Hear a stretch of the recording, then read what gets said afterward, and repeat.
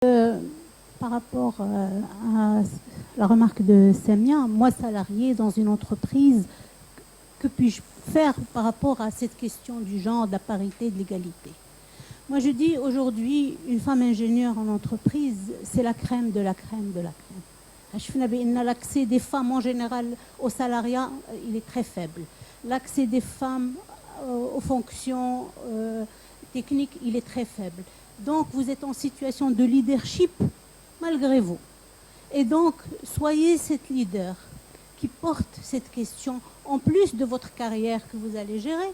Vous allez vouloir enrichir votre parcours avec d'autres formations. Vous allez viser des postes de direction.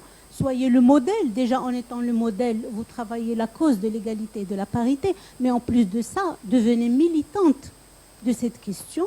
Parce que nous avons besoin aujourd'hui, je vous ai dit que l'arsenal juridique, il est là. L'arsenal réglementaire et des conventions internationales, il est là.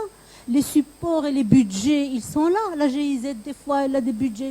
Il n'y a personne pour mettre en œuvre les projets qu'elle veut mettre en place. Donc, chacune de nous doit devenir militante pour l'égalité, initier les démarches genre, solliciter les démarches genre. Je vous dis, ma contribution en tant qu'experte dans un domaine qui était la RSO, dans le cadre du ministère, on était sollicité pour discuter le projet de norme 26 000. Et donc j'étais là comme pour la responsabilité sociale. Et j'ai demandé à ce que soit inclus un encadré pour l'égalité dans cette norme. Et mes collègues marocains ont souri. Ils m'ont dit, on est des Marocains, quand on va là-bas, personne, on ne peut même pas parler, personne, on est parmi les grands experts du monde, c'est-à-dire l'organisme international de normalisation. Comment on va faire pour introduire un encadré? Je leur ai dit, soyez d'accord avec moi ici à l'échelle marocaine, qu'on l'envoie à l'organisation internationale et après on va aller batailler pour l'introduire. Je ne vous raconte pas les détails de la bataille, mais c'était de la folie de le proposer. Mais finalement, il a été introduit. Et l'organisation internationale, quand elle l'a présenté, elle n'a même pas dit que c'est le Maroc qui l'a initié. J'ai dû batailler pour leur dire, il faut dire de votre tribune que c'est le Maroc qui l'a initié. Et donc, je n'étais pas faite pour ça. Mais nous avons réussi et j'ai pu mobiliser tous les experts marocains pour me supporter et j'ai mobilisé les experts internationaux pour introduire l'encadré et ils ont changé le contenu. Ils ont changé le contenu et je leur ai expliqué pourquoi le contenu que je leur ai envoyé et ils ont complété ce contenu par des experts et l'encadré aujourd'hui, il est parfait, vous pouvez le retrouver dans le guide que je vous ai montré. Oui, mettez le lien, parce que bon, il est simple, c'est les www.mariacharaf.com.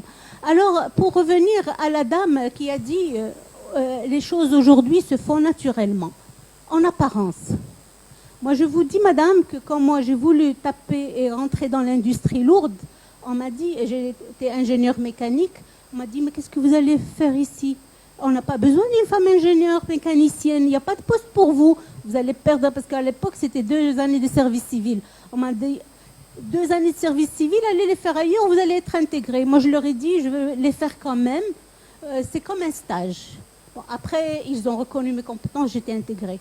Je vous dis, aujourd'hui, il y a des femmes ingénieures qui sont au chômage encore, qui cherchent encore, parce que c'est plus difficile pour une femme aujourd'hui d'accéder au poste de travail. Donc les choses ne se font pas naturellement. Il faut militer. C'est difficile. Les femmes n'en parlent pas beaucoup parce qu'elles ont beaucoup d'énergie pour structurer leur immersion dans l'entreprise, structurer leur vie familiale, leur vie affective. Et donc, des moments comme ça, il faut vraiment féliciter le Club des femmes qui les a organisés. C'est vraiment une opportunité pour partager nos expériences et qui ne sont pas faciles.